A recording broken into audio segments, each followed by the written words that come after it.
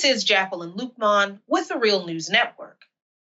Sanctions are imposed on countries and people as a type of punishment or to coerce a change in policy or behavior to comply with that of the body imposing the sanctions.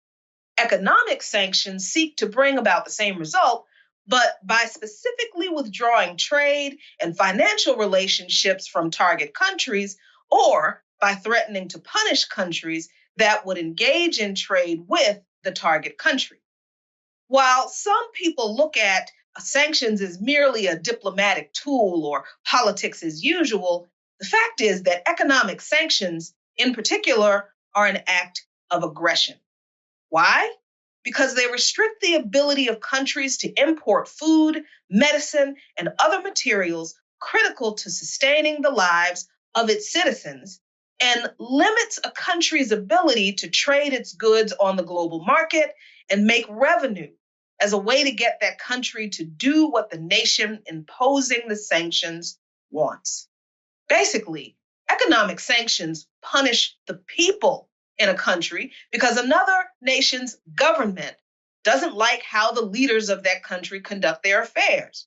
In short, economic sanctions cripple a country's economy, deny its citizens food and medicine, destabilizes societies, and imposes poverty on countries. Now, given this reality of what sanctions actually do, why are most Americans ambivalent when the U.S. imposes sanctions on other countries? It's because we accept poverty that's imposed on people here. The population of the United States is 327 million. By some estimates, almost 140 million Americans, more than half of the population, live in some form of economic insecurity, if not near or in poverty. There's some debate about whether that number is accurate since the, quote, official poverty rate from the U.S. Census Bureau is around 12.3%, which makes that about 40 million people. But when you consider that the same Census Bureau sets the poverty threshold for an individual under 65 at just $13,064 a year, or around $1,088 a month, then that 140 million number starts to make more sense. The current average rent for a one-bedroom apartment in the country is about $1,400 a month. Of course, in some states and cities, rent is less expensive than others and more expensive than others. But if you don't have the money to move to those less expensive places, or if you live in those places and there are no jobs that pay more than minimum wage, we see that a lot of people, and I mean millions, quite literally cannot afford a place to live, which explains the homeless crisis to a degree. Now, some argue that people who make twice the poverty threshold shouldn't be considered poor or low income or even struggling economically. Okay, so let's say someone makes $26,128 a year, which translates to around $2,176 a month. Same rent at around $1,400 a month, which leaves about $778 a month for everything else. Seriously, friends, is it not easy to see that even if someone makes twice as much as the official poverty threshold, they can indeed still be poor? And that's just for one person. The numbers are even more stark for families with children. We know children need more food and more clothes than we hardy adults can get by with. Now think about the economic realities in the context of politics and policy. In 1933, 5 years before the first minimum wage became law, President Franklin Delano Roosevelt said, "By living wages, I mean more than a bare subsistence level. I mean the wages of a decent living." But 87 years later, the federal minimum wage hasn't kept up with the cost of living since the late 1960s and is now just $7.25 an hour. That is not a living wage. A bill to raise the federal minimum wage to $15 an hour passed the House in July 2019. Now, this bill still has yet to pass the Senate, which it won't, I'm sure.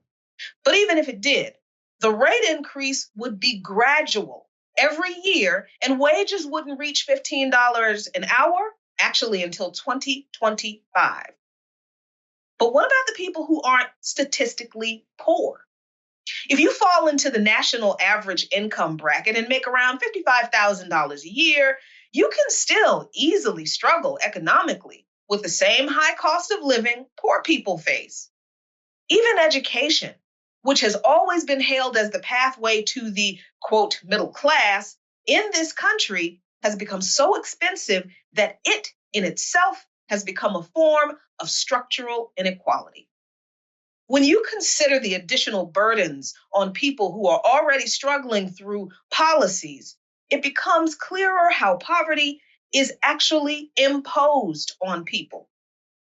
Trump implemented cuts to food stamp benefits through executive order, cutting access to food stamps to 700,000 Americans. But if you think Trump is the only one guilty of cutting food benefits to poor people, remember that Obama cut temporary assistance for needy families benefits too. There have been threats to cut Social Security benefits and raise the retirement age for years. And this year, Trump is proposing to make it harder for the disabled to apply for Social Security disability insurance. Now, Bernie Sanders responded to this draconian proposal by saying that 10,000 Americans died waiting for SSDI benefits to be approved as it is. And the fear is that more disabled people will die trying to get benefits if Trump gets his way. But let's not fool ourselves into thinking that Trump and the Republicans are the only ones comfortable with cutting social benefits for older workers and disabled people. Obama planned to cut Social Security benefits too, and it's something Joe Biden has advocated for decades. What I'm trying to say is, most people in this country don't view economic sanctions imposed on other countries as wrong, let alone as an act of aggression, because they do not see the domestic policies that impose poverty on people in this country as wrong. People in America don't even see poverty itself as an imposed condition. They see it as a result of individual failures rather than a manufactured condition by the richest people this society has imposed upon others to maximize their profits. And poverty is also used by that same group of ultra rich and powerful minority business owners and politicians to convince people who are not as poor to look down upon those in poverty and to continue to support those who create the policies that manufacture the poverty. So when we cheer this government imposing sanctions on countries where government policies ease or even eradicate the conditions that create poverty as a way to punish them, we need to take a step back and look at how the same government handles poverty in this society. Then ask yourself who the aggressor really is.